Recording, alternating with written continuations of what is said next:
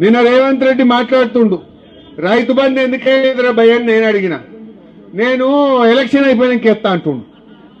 ఎంత లంగ మాటలు చెప్పురి. ఇప్పుడు కరోనా వచ్చింది కేసీఆర్ ఉన్నప్పుడు, గజ్వేల్లో ప్రజ్ఞాపూర్లో కరోనా వస్తే నేను వచ్చి గల్లీలలో తిరిగిన, భయపడకుండా నేను ఉన్నాను.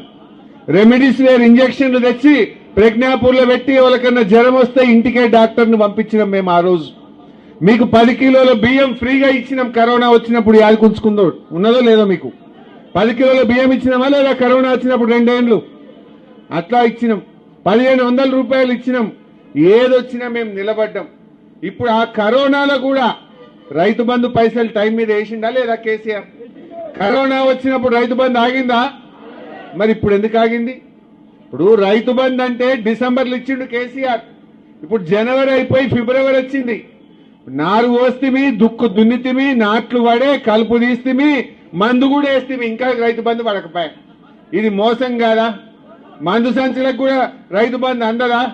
నేను అంటున్నా రేవంత్ రెడ్డి, ఇప్పటికి 2 రైతు బంధులు ఎగ్గొట్టినావు నువ్వు. ఇది 3వది.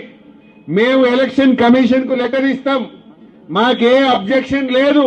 ఎగ్గొట్టిన 2 రైతు బంధులు ఇప్పటి రైతు బంధు వెంటనే వేయాలని చెప్పి మేము రేవంత్ రెడ్డి డిమాండ్ చేస్తా ఉన్నాం.